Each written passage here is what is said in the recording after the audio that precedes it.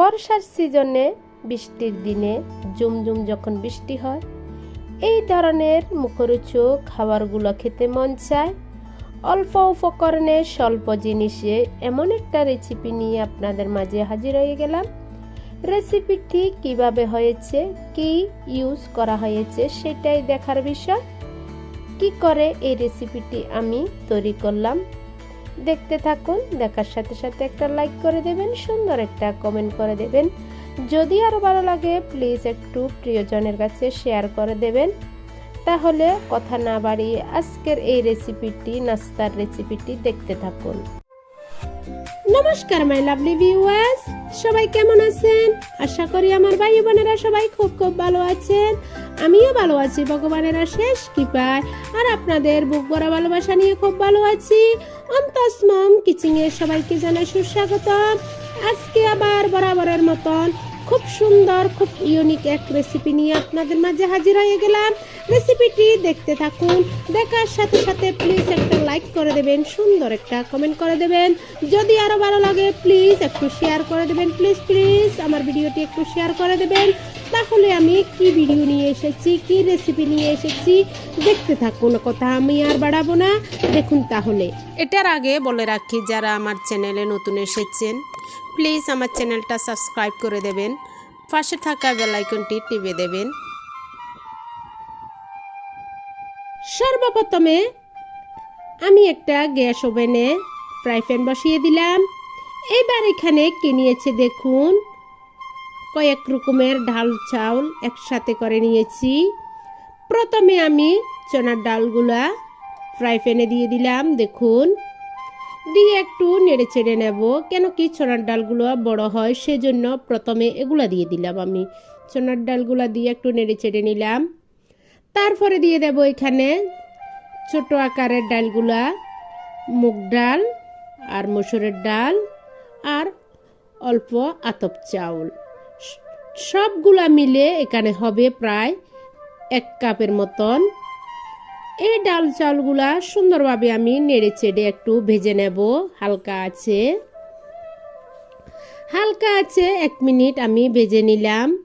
ডাল চাউল সবগুলা মিলে ভাজা আমার হয়ে গিয়েছে। এবার আমি ডালগুলা তুলে ফেললাম একটা প্লেটের মধ্যে, একটু ঠান্ডা হতে দিলাম। ঠান্ডা হয়ে গিয়েছে। এবার আমি ডালগুলা একটা মিক্সার জারের মধ্যে নিয়ে নিলাম। এবার আমি ডালগুলা চালগুলা সুন্দরভাবে একটা পাউডার তৈরি করে নিয়ে আসব। পাউডার তৈরি করা হয়ে গিয়েছে। এবার আমি একটা বাটির মধ্যে নিয়ে নিলাম। এই পর্যায়ে আমি দিয়ে দেব একটা সিদ্ধ আলু, উপরের আলুর স্কিনটা ফেলে দিলাম। এবার দিয়ে দিলাম আমি বড় সাইজের একটা পেঁয়াজ কুচি করে, প্রায় 1/2 কাপ হবে পেঁয়াজ কুচি। দিয়ে দিলাম আমি 1 ইঞ্চির মতন আদা কুচি করে। তারপরে দিয়ে দিলাম লঙ্কা কুচি। এবার দিয়ে দিলাম আমি ধনেপাতা কুচি, দিয়ে দিলাম চিলি ফ্লেক্স, দিয়ে দিলাম আমি 1 টেবিল চামচের মতন আজওয়ান। এবার দিয়ে দিলাম স্বাদ মতন লবণ, 1/2 চামচ হলুদের গুঁড়ো। এই উপকরণগুলো আমি সুন্দরভাবে এবার ম্যারিনেট করব। ধীরে ধীরে ম্যারিনেট করব। ম্যারিনেট করতে করতে দেখতে পারবেন সুন্দর জল উঠে আসবে।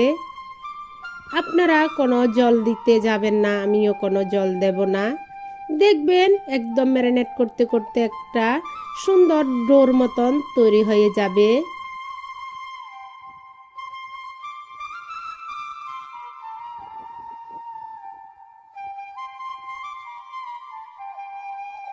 ডোটা আমার তৈরি হয়ে গিয়েছে। এই পর্যায়ে আমি একটা ডিম ভেঙে দেব। ডিম ভেঙে দেওয়ার কারণটা হয়েছে বান্ডিং এর জন্য। ডিমটা সুন্দরভাবে আবার আমি ম্যারিনেট করে নিলাম, দেখতে পাচ্ছেন। ম্যারিনেট করা আমার হয়ে গিয়েছে, সুন্দর তুলতুলে একটা ডো তৈরি হয়ে গিয়েছে। এই পর্যায়ে আমি ছোট ছোট লেচির মতন হাতের মধ্যে নিয়ে নিলাম, দেখুন আপনারা, নিয়ে একটু গোলাকার করে নিলাম। এবার হাত দিয়ে একটা আঙ্গুলের সাহায্যে সুন্দরভাবে একটা ছিদ্র মতন করে নিলাম। এবার এই পর্যায়ে এই ছিদ্রের মধ্যে দিয়ে দিলাম আমি এক টুকরো মজারেলা চিজগুলা ভিতর দিকে আমি ভরে দিলাম। দেখতে পাচ্ছেন খুব সুন্দরভাবে বরানো হয়ে গিয়েছে, যাতে কোনো পর্যায়ে বের হতে না পারে সেই দিকে একটু লক্ষ্য রাখবেন। যদি মজারেলা চিজগুলা বের হয়ে যায় ভাজার সময় মজারেলা চিজগুলা তেলের মধ্যে ছড়িয়ে যাবে, তখন আর দেখতে ভালো লাগবে না। একই প্রসেসে আমি কয়েকটা কাটলেট সুন্দরভাবে তৈরি করে ফেললাম। দেখতে পাচ্ছেন হাতের মধ্যে নিয়ে নিলাম, আবার আঙ্গুল দিয়ে সুন্দরভাবে ছিদ্র করে ভিতরের দিকে একটু মজারেলা চিজ ভরে দিলাম। দেখতে পাচ্ছেন খুব সুন্দরভাবে আমি কাটলেটগুলা বানিয়ে নিচ্ছি। ডাল, চাউল, আলু এগুলা মিলে একটা খিচুড়ি তৈরি হয়, কিন্তু আমি এই উপকরণ দিয়ে একটা কাটলেট তৈরি করতেছি। একদম ইউনিক একটা রেসিপি, আপনারা দেখলে বুঝে গিয়েছেন।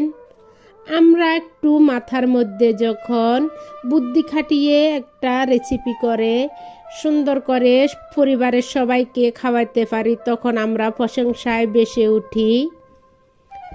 কথা বলতে বলতে আমার সম্পূর্ণ কাটলেটগুলা বানানো হয়ে গিয়েছে, আমি এক সাইডে রেখে দিলাম। এইদিকে গ্যাস ওভেনে আবার আমি একটা ফ্রাই প্যান বসিয়ে দিলাম। ফ্রাই প্যানে পর্যাপ্ত পরিমাণে তেল দিয়ে দিলাম। তেলগুলো আমার গরম হয়ে গিয়েছে। এই পর্যায়ে আমি এক এক করে কাটলেটগুলা দিয়ে দিলাম। দেখতে পাচ্ছেন চিজি কাটলেট, দেখতে পাচ্ছেন। দিয়ে দেওয়ার পরে একটু শক্ত হতে থাক, যখন তখন নাড়বো না, একটু শক্ত হয়ে গেলে উল্টিয়ে পাল্টিয়ে দেব।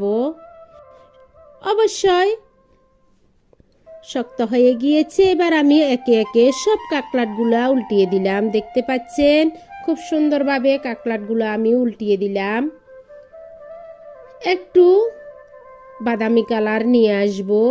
দেখতে পাচ্ছেন খুব সুন্দর কাটলেটগুলো আমার ভাজা হয়ে যাচ্ছে। ভাজানো একদম রেডি হয়ে গিয়েছে। এক ধাপ করে আমি কাটলেটগুলা তুলে ফেললাম, একটা প্লেটের মধ্যে নিয়ে নিলাম। এবার আরেক ধাপ দিয়ে দিলাম। দেখতে পাচ্ছেন একই প্রসেসে আমি কাটলেটগুলা ভেজে নেব। ভাজা আমার সম্পূর্ণভাবে হয়ে গিয়েছে। এবার মেন লুকটা দেখুন, আমি সুন্দরভাবে সাজিয়ে দিলাম। দেখতে কত ইয়ামি লাগছে, সন্ধ্যাবেলার চায়ের সাথে একদম জমে যাবে। আমি চাটা আর দেখালাম না, সুন্দরভাবে কাটলেটটা হয়ে যাওয়ার পরে আমি মেন লুকটা নিয়ে নিলাম। দেখতে খুবই ইয়ামি লাগছে, শীতের সময় একদম জমে যাবে। সবার ঘরে ডাল, চাউল, আলু, পেঁয়াজ, লবণ, মরিচ থাকে, আমার ঘরে ছিল। আমি অন্য কিছু আর বাজার করলাম না, একদম ঘরে থাকা উপকরণ দিয়ে একটা সুন্দর রেসিপি সন্ধ্যাবেলার জলখাবার চায়ের সাথে জমে যাবে। এরকম করে নিজের ঘরের জিনিস দিয়ে ইউনিক একটা রেসিপি আপনারা করে যদি খাওয়াতে পারেন, তাহলে সবার প্রশংসায় ভেসে উঠবেন, পরিবারের সবাই খুশি হয়ে যাবে। প্লিজ আমার ভিডিওগুলো দেখবেন। আমার কথাবার্তার মধ্যে কোথাও যদি ভুল ত্রুটি থাকে প্লিজ ক্ষমা দৃষ্টিতে দেখবেন। তাহলে আমি আর কথা বাড়াবো না। আজকের মতন আজকের এই রেসিপিটা এখানে সমাপ্ত করলাম। সবাই ভালো থাকবেন, সুস্থ থাকবেন। সবাইকে জানাই টাটা, বাই বাই। আবার একটা নতুন রেসিপি নিয়ে আপনাদের মাঝে হাজির হয়ে যাব। ততক্ষণ পর্যন্ত সবাই ভালো থাকবেন, সুস্থ থাকবেন। শুভকামনা।